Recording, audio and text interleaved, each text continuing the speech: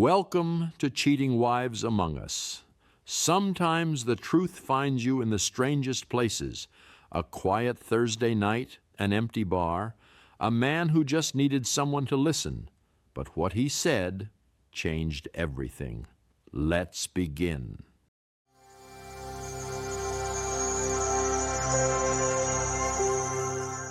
It was a Thursday night, late October. Nashville had that particular chill where you can smell the Cumberland River if the wind turns right. My bar, mine, not ours, never ours, was winding down.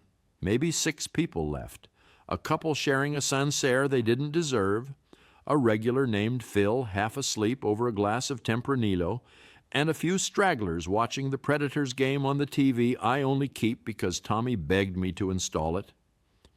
Then this guy walks in. Big, not fat, built, like a man who carries things for a living. Broad shoulders, calloused hands, the kind of tan you get from being outdoors 12 months a year. He sat down at the counter right in front of me and said, "Give me something strong and expensive." Now, I hear that 3 times a week. It usually means a man just got dumped or just closed a deal. I poured him a glass of the Chateauneuf du Pape, the 16 which had enough weight to shut up a broken heart, but enough finesse to respect the price tag. He drank it like water, then looked at the glass like it had personally offended him. "Another?" He nodded. I poured. This time he slowed down. "Rough night?" I asked. Standard. Bartender 101. He laughed. Not a happy laugh. The kind of laugh that means, where do I even start? "Rough 6 months," he said. "I was seeing this woman. Thought it was the real thing, you know. Like the kind of thing where you start looking at apartments together, talking about Thanksgiving plans. 6 months, every weekend, most weeknights. I practically lived at her place." I wiped down the counter, nodded, let him talk. Then one morning, this was maybe 3 weeks ago, I'm looking in her purse for a breath mint, and I find a wedding ring. I kept wiping. My hand didn't stop. "A wedding ring," he repeated like he still couldn't believe it. "Tucked into a little pocket in the lining, like she hid it there on purpose." "What did you do?" I asked. Confronted her right there. Held up the ring and said, "What the hell is this?" And she, man, you should have seen her face. Like a switch flipped. She went completely cold. Didn't deny it, didn't explain it, just said, "I think you should go." And I left, and by the time I got to my truck and tried to call her, the number was dead. Blocked. Everything. Gone, like I imagined the whole thing. He finished the second glass. I poured a third without being asked. "You want to see her?" he said, and pulled out his phone. There is a moment, and if you've ever been behind a bar long enough, you know this, when a customer says something and the whole room changes temperature, but nobody notices except you. That was this moment.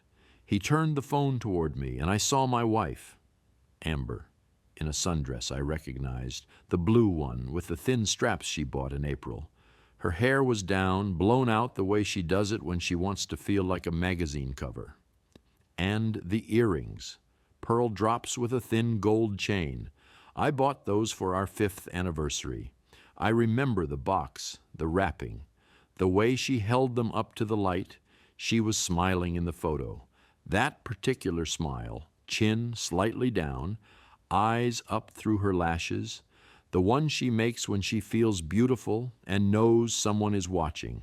I have sold $300 bottles of Burgundy to people who think Pinot Noir is a place. I have recommended a $40 wine to a man trying to impress his date and watched him pretend it was exactly what he wanted. I have held my face through corked bottles, through spilled glasses, through customers who snap their fingers at me like I'm a dog. So when I looked at that photo of my wife on another man's phone, I held my face. "Tough story, man," I said. "I'm sorry." He shook his head. I just moved here from Memphis. Don't know a soul.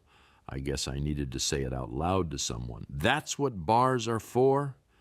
His name was Derek Hale, 40 years old. Construction project manager, relocated for a highway expansion contract. A handshake like a vice grip and decent enough taste in wine for a guy who probably grew up on Bud Light.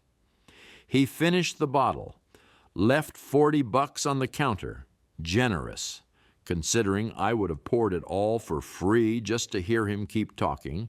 We exchanged numbers. Standard bartender move. You give a lonely customer your number, they come back, they become a regular, they tell their friends. It's business, he texted from the parking lot. This is Derek. Save my number. I watched his headlights swing out of the lot through the front window. Then I closed. I didn't rush. I washed every glass by hand, all of them, even the ones that had already been through the machine. I wiped every surface. I swept. I turned off the overheads one by one, back to front, the way I always do. Then I stood in the dark for a while. I don't know how long, 10 minutes, maybe longer. The drive home was 22 minutes. I know because I looked at the clock when I got in the car and again when I pulled into the driveway. Amber's car was there. The bedroom light was off. She was asleep. I walked past our bedroom door, down the hall, and into the guest room. The couch in there is too short for me and the cushions are stiff. We bought it for aesthetics, not comfort. I lay down and stared at the ceiling. Here's the thing about that couch. It was uncomfortable enough to keep me awake, and I was grateful for that, because if I fell asleep, there'd be a moment when I woke up. That half second where you don't remember yet, where the world is just morning light and cotton sheets and nothing has happened. And then it would come back, and the remembering would be worse than the knowing. Better not to forget it all. Morning came the way mornings do when you haven't slept, not gradually, but all at once. 1 second it was dark, the next the light was gray and sharp, and Amber was standing in the doorway with a coffee mug, her hair pulled up in that messy knot she does before her shower. "Why'd you sleep in here?" she asked. "Migraine." She nodded, took a sip of her coffee, didn't ask a second question, and that's when I realized she never asks second questions. Not "where were you?" Not "are you feeling better?" Not "do you want me to bring you something?" One question, one answer, topic closed. I'd always read it as respect for my space. Now I understood it differently. She didn't ask follow-ups because follow-ups create conversations, and conversations create the risk of saying the wrong thing. She'd trained herself out of curiosity a long time ago. I just never noticed because I wasn't looking.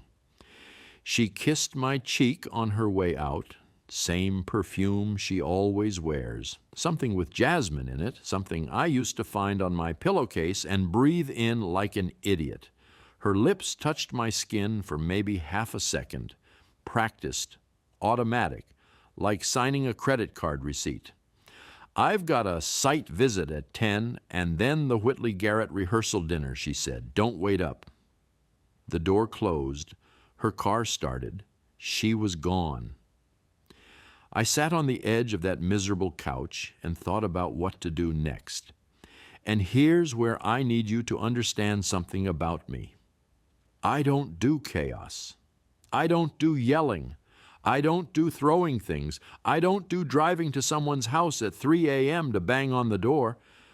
I spent 8 years building a bar from a gutted storefront on a street nobody believed in, learning wine from books and importers, and 2 trips to France I couldn't afford, pouring drinks for people who didn't know what they were drinking and making them feel like they did. That takes patience. That takes control. That takes the ability to sit with something unpleasant and not react until you're ready. So I didn't call my mother. I didn't call a friend. I didn't call Tommy. Not yet.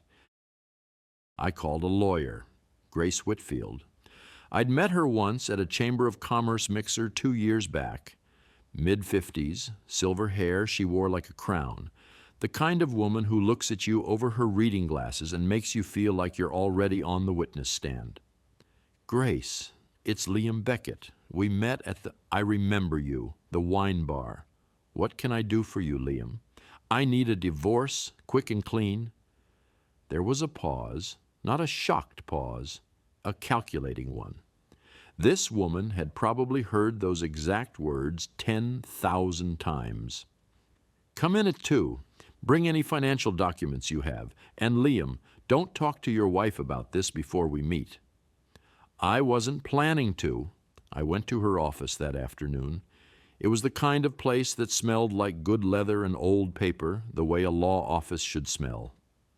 She sat me down and ran through her list. Joint property. The bar was opened before the marriage. It's registered solely in my name. The house? Same. I bought it the year before we got married. Children? No. Joint bank accounts? No. She has hers, I have mine. She used to call it cold. I called it sensible. Grace looked at me the way a doctor looks at an X-ray that came back clean. Your position is strong. Tennessee's a no-fault state. You don't need to prove anything to file. But proof of adultery can affect alimony and property division if it comes to a fight. Do you have proof? Not yet, but I will. Don't do anything stupid. No hacking her email, no GPS trackers, no hiring some guy with a camera to sit outside her office. Anything obtained through illegal surveillance is inadmissible and makes you look vindictive. If evidence falls into your lap through normal life, a conversation, something you see in a place you have every right to be, that's different. But don't go hunting with tools that'll get thrown out in court. I'm not vindictive, I said. I'm thorough. She almost smiled at that. Thorough is fine. Just keep it legal. I drove home and sat in the driveway for a while. The house looked the same as it always did, the porch light on a timer, the hydrangeas Amber planted the first spring we lived there, the mailbox with Beckett on it and stick-on letters that were starting to peel. Everything looked exactly the same. That's the thing about betrayal. It doesn't change the furniture. I waited a week, a full week of sleeping in the guest room with different excuses, the migraine again, then a sore back, then just falling asleep watching TV. 7 mornings of that practiced kiss, 7 evenings of stories about events I could no longer listen to without wondering which were real. Amber didn't push. She didn't notice, or pretended not to notice, that I was circling her from a distance the way you walk around a hole in the floor you've just discovered in your own house. The following Friday evening, I texted Derek. Come by tonight, drinks on me, good conversation last time. He replied in under a minute, with pleasure. 8 p.m. The bar was half full. I poured Derek a glass when he walked in and pulled up a stool on my side of the counter. So, I said, I've been thinking about your situation. Yeah? Yeah, not to pry, but 6 months is a long time. How does a woman pull that off? Did she have a job, a schedule? How was she available that much? Derek wrapped his hands around the glass. Big hands, the kind that build things. She told me she was a freelance event planner, said she traveled a lot. That's why she kept her own apartment. She called it her home base, little furnished studio on the south side. I spent most of my time there. My stomach dropped about 3 inches. I knew the studio. I'd helped set it up. 2 years ago, Amber told me she needed a staging space for event materials, linens, centerpieces, sample kits, all of it. The landlord wanted someone to sign a lease, and Amber said it made sense for the business. I drove a rented truck and carried a couch up 2 flights of stairs, joked about how heavy it was. She laughed and kissed me in the stairwell. Nice place, I asked. Small, but nice.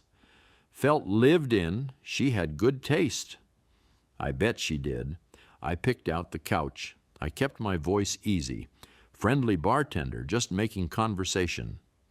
So you were basically together every day. Almost. 5, 6 nights a week sometimes. She'd disappear for a night here and there, said she had a gala or a wedding. I didn't think anything of it. She ever mention anyone else? Derek paused, ran his thumb along the rim of the glass. Not a wine guy's gesture, just a thinking man's gesture. There was one thing. Maybe 2 months in, I found a watch at her place on the bathroom counter. Man's watch, nice one, heavy silver band. She said it belonged to a colleague who left it after a meeting. You believed her? At the time, sure, why wouldn't I? She was convincing. Not like she was hiding something, like she genuinely didn't think it was a big deal. And that's the thing that messes with your head, right? When someone lies to you that smoothly, you start thinking you're the crazy one for even noticing. I knew that feeling better than he could possibly imagine. And she had a separate phone, he continued. I only ever called her on one number. She said her other one was her work phone, and she kept it off on evenings. I never questioned it. A separate phone, a number I'd never seen. The woman I slept next to for 7 years had an entire phone I didn't know existed. I thought about all the times I'd seen her scrolling on her phone in bed and assumed it was Instagram or email. Maybe it was, or maybe it was a whole other life. But here's the part that really got to me, Derek said, leaning in slightly, lowering his voice the way people do when they're about to say the thing they've been turning over in their minds for weeks. The night I found the ring, when I was looking for that breath mint, I also found a receipt. Hotel receipt, the Hermitage, dated a Tuesday, and I was with her on that Tuesday. She left my place at 6 in the morning, saying she had an early meeting. He looked at me, waited for a reaction. I gave him a slow nod, the kind that says, keep going. So, she left my bed at 6, went to a hotel with someone else, and came back that night like nothing happened. I didn't know about the receipt at the time. I only put it together after I found the ring and started thinking back on everything. There it was, right there in front of me, delivered by a stranger over a glass of wine that cost me $12 wholesale. My wife wasn't just having an affair, she was running parallel lives. Derek and someone at the Hermitage and me, at minimum, 3 men at the same time, possibly more, a schedule managed as tightly as any event she'd ever planned. I topped off his glass. That's a lot to carry around, I said. Derek drained his glass. I'm just glad I found out. Better than finding out in a year, right? Or 5 years? Yeah, I said. Better. I didn't charge him that night. He tried to leave money on the counter and I pushed it back. House rules, I said. Second visit's on me. He shook my hand. Same vice grip. He walked out into the October air, and I stood behind my counter in the bar I built with my own savings and my own sweat, and I thought, she was sleeping with someone else while sleeping with this man who was sleeping with my wife. A chain of bodies and lies with my home at the center of it. And the whole time I was washing glasses and talking about tannins and driving home to a woman who kissed my cheek like she meant it. That night I pulled the bar stool into the back office, sat under the fluorescent light that always buzzes a little, and wrote down everything Derek had told me. Dates, details, the hotel name. Not for the lawyer. For me. I needed to see it in my own handwriting. I needed it to be real on paper, because in my head it still felt like something that was happening to someone else. Sunday, 2 days later, Amber announced over coffee that she was going to brunch with Josie. Josie Callahan, her best friend, her business partner, the woman who co-signed the lease on their event company and probably co-signed a few alibis along the way. Have fun, I said. I've got inventory at the bar. We were both lying. The difference was I knew we were both lying. I drove south instead of east. The studio apartment was in a 2-story walk-up near the Melrose area. the kind of building that's mostly young professionals and people who need a place nobody asks about. I still had a key. Why wouldn't I? I helped set the whole thing up, and Amber had no reason to change the lock. I hadn't been there in over a year. I was the perfect husband, trusting, busy, never suspicious enough to drop by unannounced. That's the thing about being married to a man who respects your space. It gives you all the space you need. The hallway smelled like someone else's cooking. I unlocked the door and stepped inside. The last time I'd been here was over a year ago when Amber asked me to fix a leaking faucet. At the time, it looked like a workspace. Garment racks, storage bins, a table covered in fabric samples. Professional, plausible. Now it looked like someone's apartment.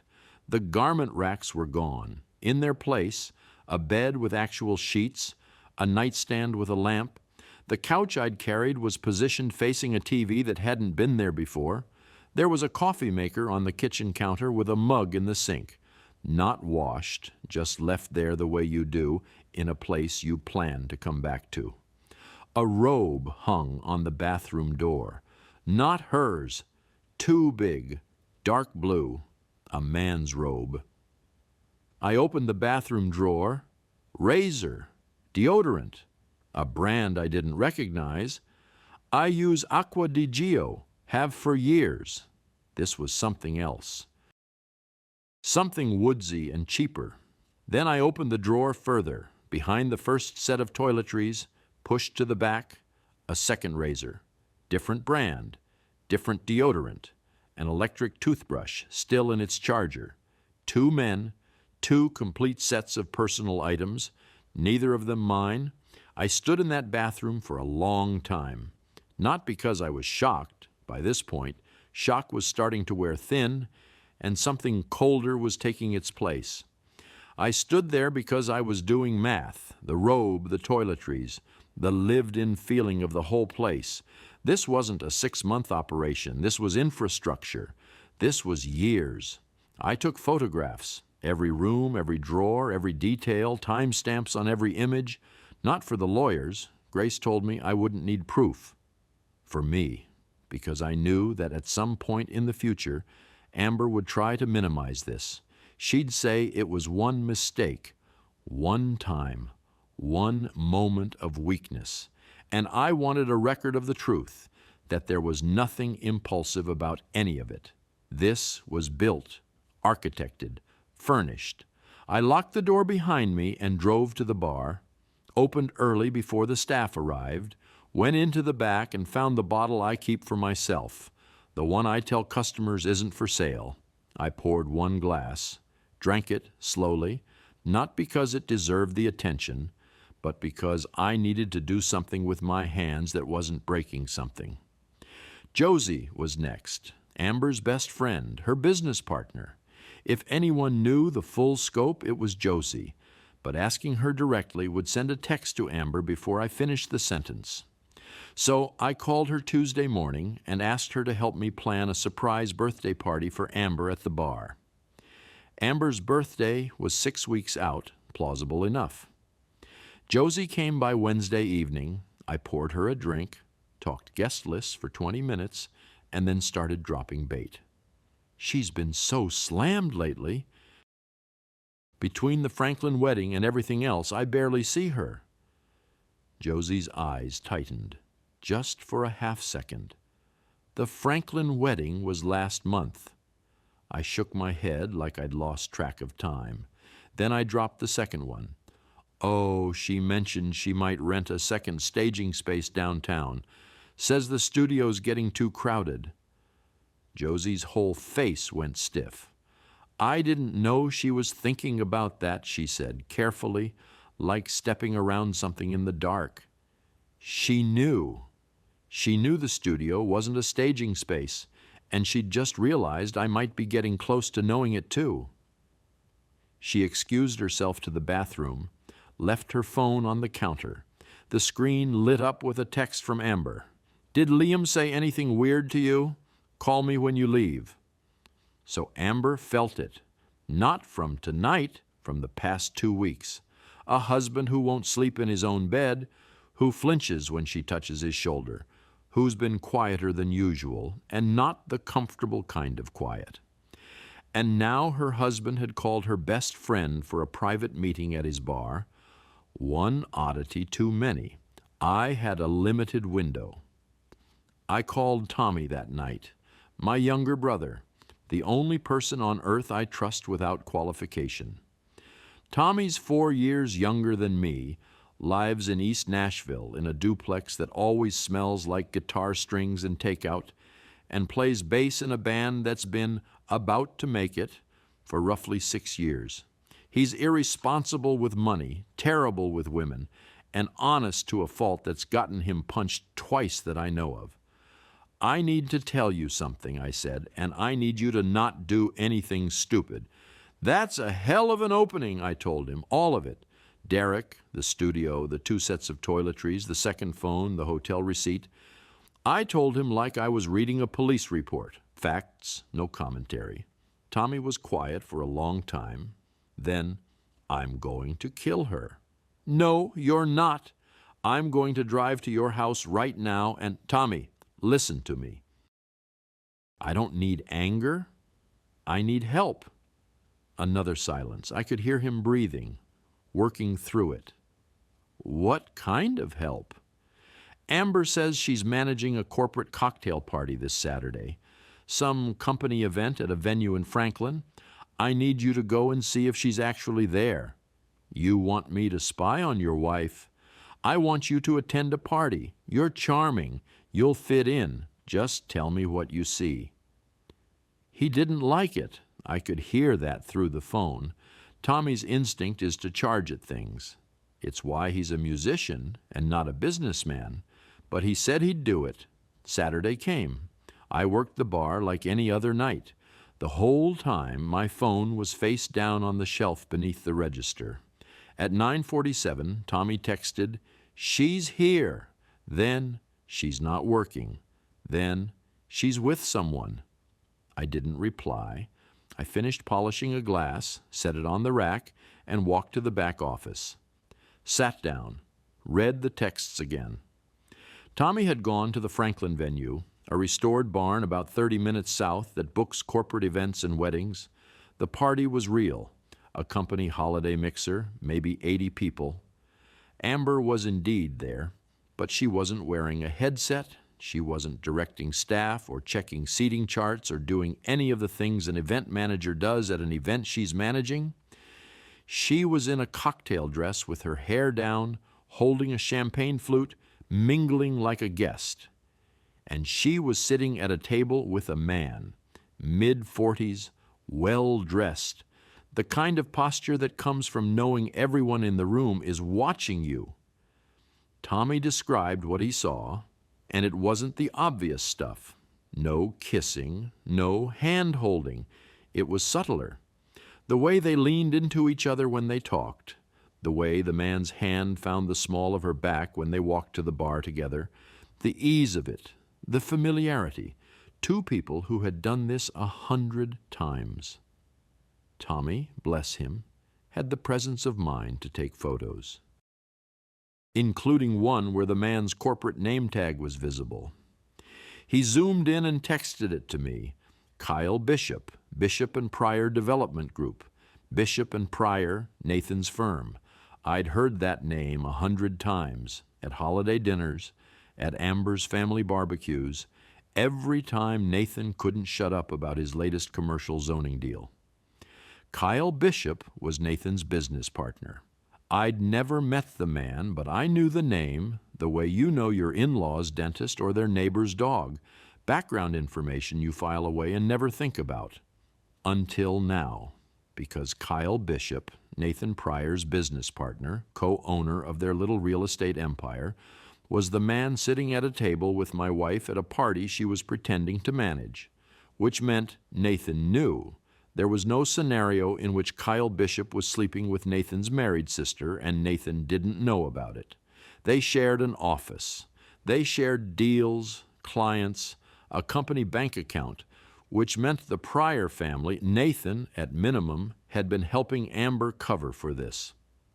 Nathan had sat across from me at Thanksgiving and passed the gravy and asked about the bar and known the whole time. I put my phone down, went back out to the bar, finished the night, poured wine, made change, smiled at the regulars. The building was burning, but nobody could see the smoke. Monday morning I drove to Knoxville, 3 hours, no appointment, no warning. Nathan's office had a photo on the wall behind his desk, him and Kyle Bishop shaking hands at a groundbreaking, both grinning.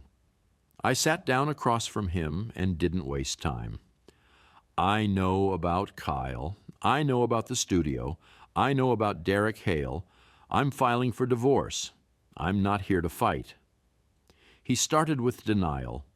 Liam, I don't think you have the full picture. And I cut him off. I didn't drive 3 hours to hear you spin this. I'm here as a courtesy. When the divorce filing goes public, Amber's name is going to be connected to Kyle Bishop. Your business partner, people in your circle, are going to ask questions you don't want to answer. The bluster left him. What do you want? 60 days, clean, no contest. She walks away with what's hers. I keep what's mine. I'll talk to her. That would be a mistake. I'll talk to her. You just make sure Kyle doesn't complicate things. I left him sitting behind his desk staring at the wall. Wednesday, almost 3 weeks since Derek walked into my bar. I came home at 6, earlier than usual. Amber was in the bedroom getting ready. I could hear the hairdryer. She came out in a black dress, gold earrings, not the pearls, different ones, and heels I'd never seen before. I've got that corporate event at the Hermitage tonight, she said, checking her reflection in the hallway mirror. Don't wait up. The Hermitage Hotel, the same hotel from Derek's receipt, the hotel where she went after leaving Derek's bed at 6 in the morning. She was going there again, right in front of me, and the only thing different was that this time I knew. Sit down, Amber, she turned from the mirror, and I watched it happen. The calculation. She read my face. She didn't know what I knew, not the specifics, but she felt the ground shift. Her expression changed the way a sky changes before a storm, not all at once, but in pieces, the light going wrong before the wind arrives. She sat at the kitchen table. I sat across from her.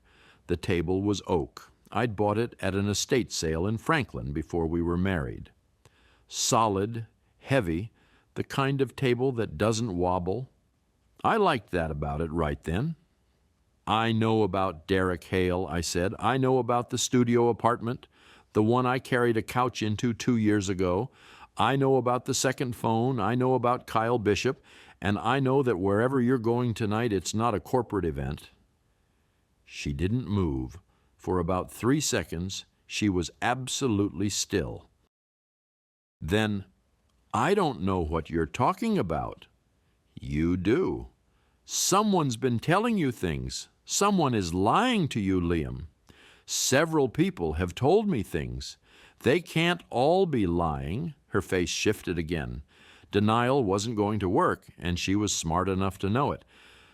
So she tried a different door. It happened once. It was a mistake. It didn't mean anything. Which one, Derek or Kyle, or the one whose toiletries are in the second drawer at the studio? That landed. I watched it land. Her eyes widened just enough. Then she pivoted. Fast. Faster than I expected. Maybe if you were home more, Liam. Maybe if you cared about something other than that bar. Maybe if you looked at me the way you look at a bottle of wine. Don't do that. You're always there. Every night, every weekend. I'm alone in this house. You're not alone. You're at the studio, or at the Hermitage, or wherever the third one takes you. Don't sit at this table and tell me you were lonely. She opened her mouth, closed it. The arsenal of excuses was running low, and then came the last attempt, the one I'd been bracing for without knowing I was bracing for it. Her face softened. Her shoulders dropped. Her voice went quiet and raw, the way it used to sound when we first started dating, and she'd tell me something vulnerable about her father leaving, about her fear of being ordinary. "We can fix this," she said. "I'll do anything, whatever you need. Therapy. I'll quit the business. We can start over." It was a good performance. That's not fair. Maybe it was real. Maybe some part of her meant it. But I'd spent nearly 3 weeks listening to the evidence of what she'd built, and none of it was the work of a woman who wanted to be found. She didn't trip into any of this. She constructed it. I placed the divorce papers on the table, pre-filled. Grace had flagged every page where Amber needed to sign. Yellow, sticky tabs, neat and precise. "Grace Whitfield is my attorney," I said. "You should get your own. Tennessee doesn't require grounds for divorce, but if you contest this, I'll introduce everything I have. Derek's willing to talk. I have photographs from the studio, time-stamped. I have the timeline. None of it changes the legal outcome, but it makes the process public." "That's your choice." She looked at the papers, then at me. "You planned all of this? How long have you known?" 3 weeks. Something broke across her face. Not grief, not anger, disbelief. She'd expected the version of this that she'd seen in movies. The thrown glass, the screaming, the accusations at 3 a.m. She'd expected heat. Instead, she got someone who'd spent 3 weeks quietly consulting a lawyer, gathering evidence, building a timeline, and placing papers on the table with sticky tabs. She reached across the table and touched my hand. Softly, the way she used to. Her fingers traced the back of my knuckles. I pulled my hand back. Not hard, not dramatic. Slowly, the way you pull your hand from a candle when you realize it's too close. Not because it burned, because it would. "I'll be at the bar," I said. "You can stay here tonight. I'd like you moved out by Sunday." I picked up my keys, walked to the door, opened it. The night air came in cold and clean. "Liam." I stopped, didn't turn around. "I'm sorry." "I know," I said, and I left. She didn't go quietly. I knew she wouldn't. Within 48 hours, Amber had an attorney, a guy named Braddock, aggressive type, the kind who bills $400 an hour and earns it by making everything take 3 times as long as it should. Her angle was creative, I'll give her that. She claimed the wine bar had increased in value during our marriage, partly because of her event planning connections, and that she was entitled to a share of the business. Grace called me with a voice that sounded almost amused. "She's reaching," Grace said. Tennessee law distinguishes between separate property brought into a marriage and marital property. Your bar was open and profitable before the wedding. Its premarital status protects you. But she'll argue that her professional network drove clients to your bar, that her contributions materially increased its value. I laughed, actually laughed. "Grace, I've got records going back to the first year.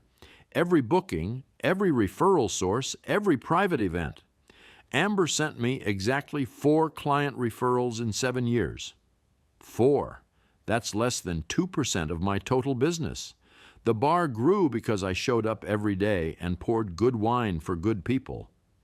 Pull those records, every one of them. I want dates, names, revenue numbers." I did, and while we were going through the books, my accountant, a quiet guy named Wendell who wears the same 3 ties in rotation, flagged something that changed the temperature of the whole proceeding. 2 years ago, on our joint tax return, Amber had listed a $14,000 business expense for event staging materials.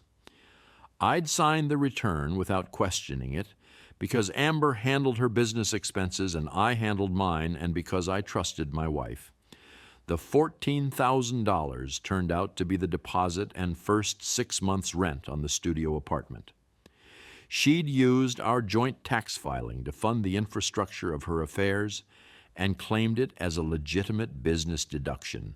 This wasn't necessarily fraud in the criminal sense, but it was a deduction for a fictional business purpose.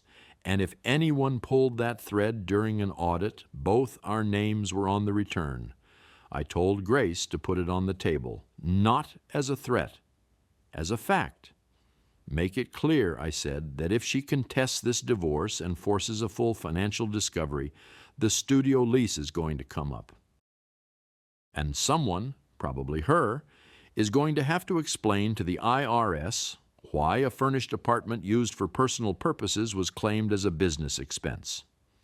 Grace smiled, the kind of smile a chess player makes when the board opens up.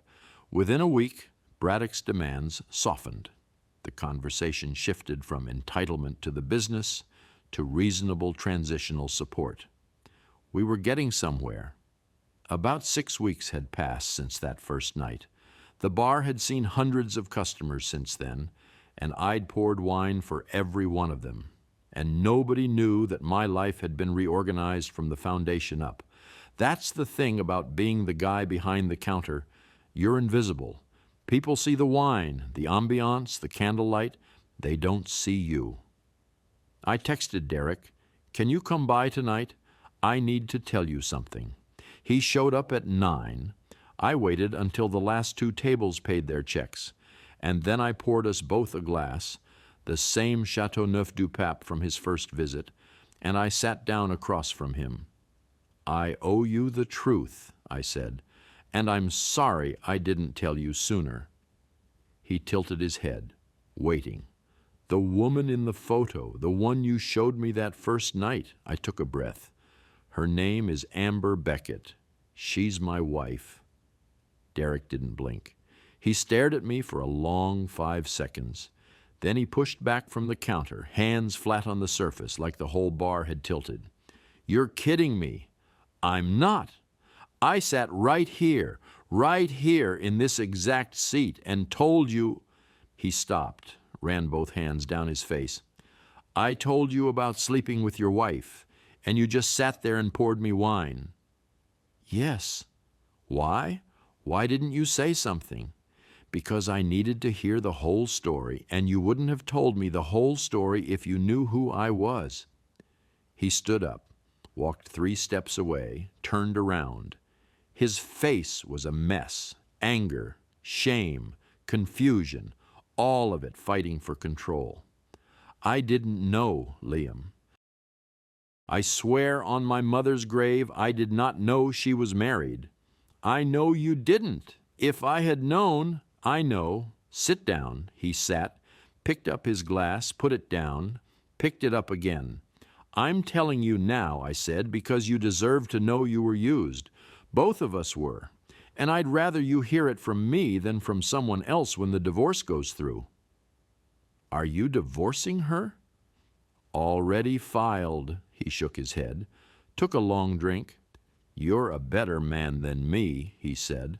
"I would have lost it. That first night I would have jumped across this counter and—" "No, you wouldn't have, because you're a decent person who got lied to, and decent people don't break things when they've been broken." We sat there for a while. 2 men who, by every bad movie and cheap novel ever written, should have been at each other's throats. Instead, we were sharing a bottle of Rhone wine and trying to figure out how the same woman had fooled us both so completely. "Can I help?" he asked. "Testify or whatever?" "I don't think it'll come to that, but I appreciate it." He left around midnight, shook my hand at the door, same grip as always, and then, and this is the part I didn't expect, he came back. Not that night, the next week, and the week after, he became a regular, not because of Amber, because he liked the bar, because he liked the conversation, because sometimes the strangest friendships are the ones born from the wreckage of someone else's lies. The weeks that followed were strange, not dramatic, strange. Like walking through a house after the furniture's been rearranged in the dark, everything familiar, nothing in the right place. I didn't blast Amber on social media. I didn't call mutual friends. I didn't send out a newsletter detailing her sins. I didn't need to. I just stopped covering for her. When people asked about us, and they did, because Nashville's event world is a small room with big windows, I gave the same answer every time. We're getting divorced. I'd rather not get into details. 7 words, no elaboration, no commentary. But here's the thing about 7 words delivered calmly and without malice. They invite curiosity more than any accusation ever could. A venue owner named Patricia, who'd been booking through Amber's company for years, came into the bar one Friday evening, ordered her usual Viognier, and said casually, "Everything okay with you and Amber?" "We're separating, nothing to do with work." Patricia nodded, didn't push.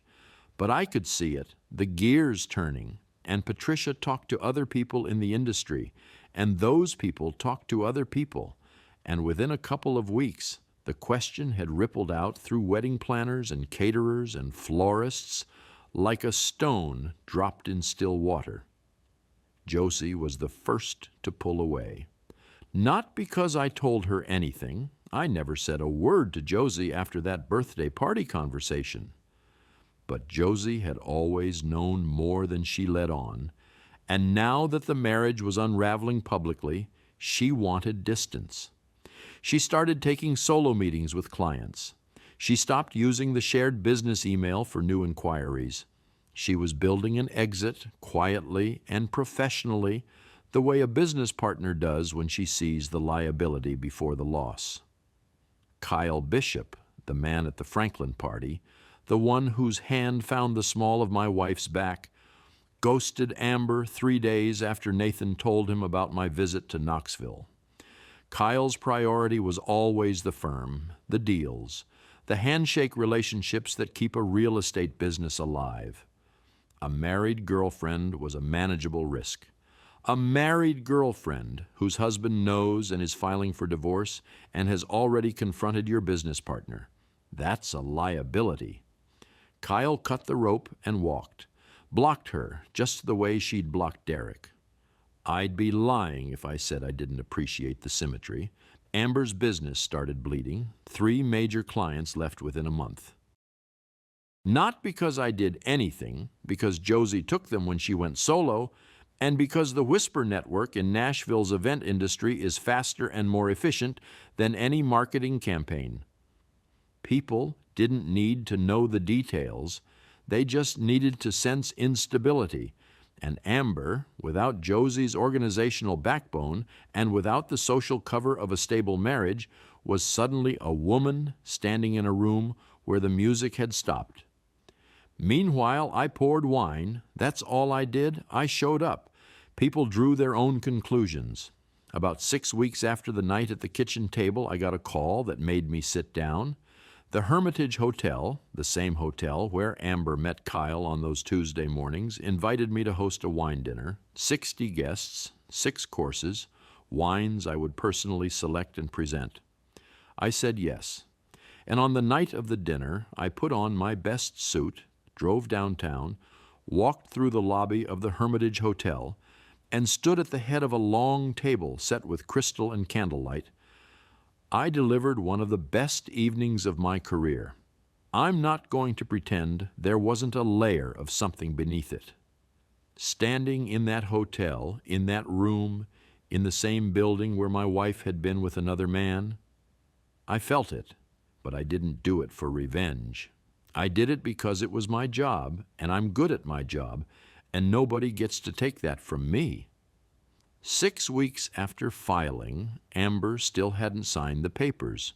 Her attorney, Braddock, was doing what aggressive attorneys do, filing motions, requesting extensions, bearing the process and procedure. Grace was patient about it. I was less so. "She's hoping you'll negotiate," Grace told me. "Offer something. Make it go away." I've offered a fair split of shared assets. She gets her car, her savings account, the furniture she brought into the house. I keep the bar, the house, and my retirement accounts. She wants $75,000, a transitional support payment. No, Liam, no. She used $14,000 of our joint tax filing to rent an apartment where she slept with other men. She's not getting $75,000 of my money to transition into the next chapter of a life she built on lies. No. Grace nodded. She didn't argue. She'd been doing this long enough to know when a client's no was final. A few days later, Amber came to the bar, not at night, during a Tuesday lunch service. She walked in, sat at the counter like a customer, and looked at me with an expression I hadn't seen before. Not anger, not seduction, not calculation, exhaustion. "Can we talk?" she said, "not as exes, as two people who spent 7 years together. We can talk through attorneys." "I made mistakes, Liam, but you're punishing me." I leaned forward, both hands on the counter. "I'm divorcing you. That's not punishment. That's a consequence." She sat there for a moment. A couple at a nearby table glanced over. I could feel the scene about to become something my business didn't need. So I walked around the counter and led her to the back office. Not for her sake. For mine. This was my bar, and nobody, especially not Amber, was going to turn it into a stage. In the back office, under that buzzing fluorescent light, she said something I wasn't prepared for. Kyle wasn't the first. He wasn't even the second. I waited. "It goes back to year 2. Of us. I don't know why. I don't know what's broken in me, but I need you to know that it was never about you not being enough. You were always enough. That's what made it worse." She was crying, quietly, not the kind of crying that asks for something, the kind that just happens, the kind you can't stop even when you want to. "I loved you," she said. "I know you don't believe that, but I did." I stood there in my own back office looking at this woman I'd spent 7 years beside, and I felt something I hadn't felt since that first night. Not anger, not disgust. Something worse. Sadness. The kind of sadness that comes from believing someone, even now, even after everything, and knowing it doesn't change a single thing. "That's the worst part," I said. "I believe you did." And it still wasn't enough. She wiped her face with the back of her hand, stood up, straightened her shoulders the way she does, the way she's always done, even when we were 28 and broke and arguing about where to put the couch. "I'll sign the papers," she said. "Thank you." I walked her to the back door, the one that opens onto the alley. She stepped outside, turned around, opened her mouth like she was going to say something else, then closed it, nodded, and walked away. That night, her attorney called Grace. The $75,000 demand was off the table. Clean split. No contest. 90 days from the night Derek Hale walked into my bar and showed me a photo that cracked the world in half. The divorce was finalized on a Thursday. I signed the papers at Grace's office in the morning. Amber had already signed. There was no courtroom, no hearing, no dramatic moment, just signatures and a filing fee and a handshake with my attorney. That night I closed the bar at 11. The staff left at 11:30. By midnight it was just me, the same way it had been on that first night, standing behind my counter in the dark, except this time the lights were still on, and I wasn't in shock. I was just done. Tommy showed up around 12:15. He walked in carrying a bottle of Jack Daniels, which was an insult to everything my bar stood for, and I loved him for it. "You've had enough wine for one lifetime," he said. "Let's drink something stupid." So we did. We sat at the bar and drank whiskey out of wine glasses because Tommy thought it was funny, and for the first time in 3 months I laughed. A real laugh. The kind that starts in your chest and catches you off guard. Tommy told me about his band's latest gig, a disaster involving a broken amp and a drummer who showed up late and played the wrong set list. I told him about a customer who'd sent back a bottle of Brunello because it tasted too much like wine. We laughed until my ribs hurt. Around 1, my phone buzzed. Derek. "Hey, man, you open? I'm in the neighborhood. Come through," I typed. 10 minutes later, the three of us were sitting at the bar, a sommelier, a construction manager, and a musician. There was no logical reason for us to be friends. The thing that connected us was a woman who'd lied to all of us in different ways, and somehow that terrible thing had produced this good thing. 3 men at a bar at 1 in the morning, drinking and talking, and not needing to explain anything to each other. Derek asked about the divorce. I told him it was done. Tommy raised his glass. "To the next chapter," he said, which was exactly the kind of thing Tommy would say. They left around 2. I cleaned up, not obsessively this time, just the normal wipe down, locked the front door, stood outside for a minute looking at the sign. My name, my bar, my life. Still there, still glowing. I was just about to head to my car when I heard the alley door open. I'd forgotten to lock it behind Tommy and Derek.